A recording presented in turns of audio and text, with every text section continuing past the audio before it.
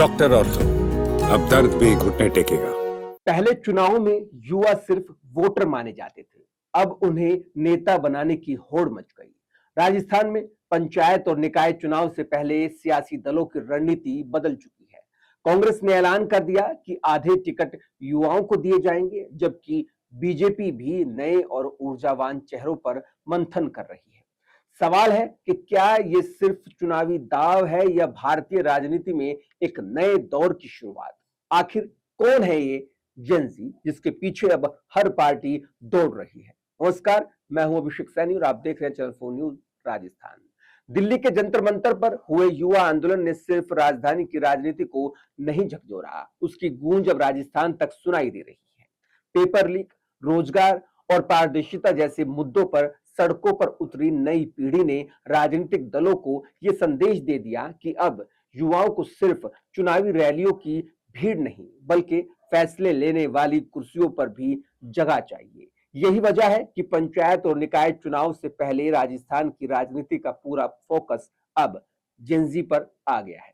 राजस्थान में 18 से 40 वर्ष के 2,54,00,000 से अधिक मतदाता है, यानी राज्य के कुल मतदाताओं में आधे से ज्यादा युवा हैं।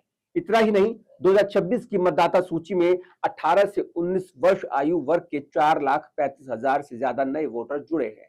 जानकार मानते हैं कि स्थानीय चुनाव में जीत हार का अंतर अक्सर कुछ 100 या कुछ हजार वोटों का होता है। ऐसे में पहली बार मतदान करने वाले लाखों युवा कई सीटों की तस्वीर बदल सकते हैं। यानी इस बार चुनाव का असली किंग मेकर युवा मतदाता हो सकता है। इसी बदलते समीकरण को देखते हुए कांग्रेस ने बड़ा दांव खेल दिया है। पार्टी ने घोषणा की है कि पंचायत और निकाय चुनाव में 50% टिकट युवाओं को दिए जाएंगे। योजना सिर्फ टिकट देने तक सीमित नहीं है। कांग्रेस संभावित 500 युवा उम्मीदवारों की पहचान कर उन्हें चुनाव प्रबंधन, जनसंपर्क, डिजिटल कैंपेन और सोशल मीडिया रणनीति का प्रशिक्षण भी देने जा रही है। पार्टी का मानना है कि युवा नेतृत्व ही युवाओं की भाषा, उनके मुद्दों और उनकी उम्मीदों को सबसे बेहतर तरीके से समझ सकता है। उधर भारतीय जनता पार्टी भी इस चुनौती को हल्के में नहीं ले रही। बीजेपी संगठन युवा चेहरों को आगे लाने की रणनीति पर काम कर रहा है। हालांकि पार्टी का जोर सिर्फ उम्र पर नहीं, बल्कि संगठनात्मक अनुभव और वैचारिक प्रतिबद्धता पर भी है। बीजेपी ऐसे कार्यकर्ताओं को मौका देने पर विचार कर रही है जो लंबे समय से संगठन के साथ जुड़े रहे, स्थानीय स्तर पर मजबूत पकड़ रखते हैं और जनता के बीच सक्रिय रहे।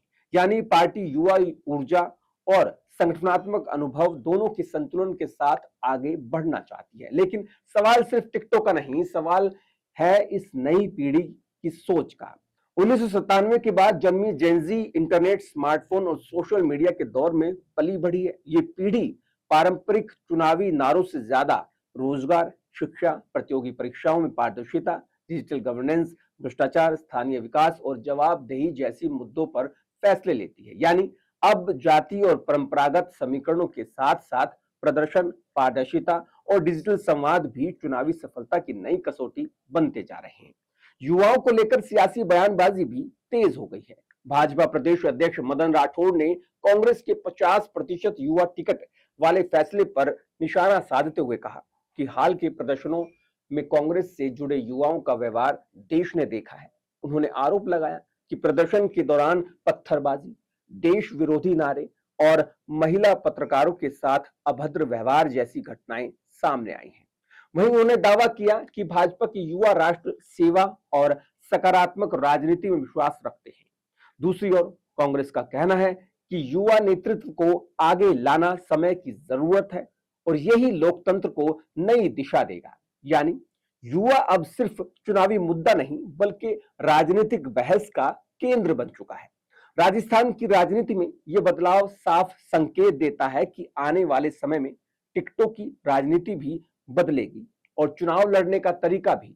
अब सोशल मीडिया, डिजिटल संवाद, स्थानीय मुद्दे और युवाओं की भागीदारी चुनावी रणनीति का एक अहम हिस्सा बनने जा रहे हैं।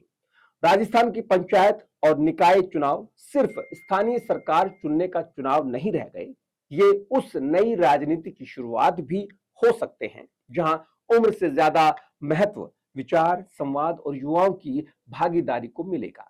अब सबसे बड़ा सवाल यही है कि क्या पार्टियों का ये युवा प्रेम चुनावी रणनीति तक सीमित रहेगा या सचमुच नई पीढ़ी को नेतृत्व की कमान सौंपी जाएगी? इसका जवाब तो चुनावी नतीजे देंगे, लेकिन इतना तय है कि इस बार राजस्थान की राजनीति में जेनजी सिर्फ वोट नहीं डालेगी, बल्कि चुनाव का पूरा समीकरण भी बदल सकती है। इस मुद्दे पर आपकी क्या राय है? कमेंट में जरूर बताएं। वीडियो पसंद आया तो लाइक करें, चैनल को सब्सक्राइब करना बिल्कुल भी ना भूलें। नमस्कार।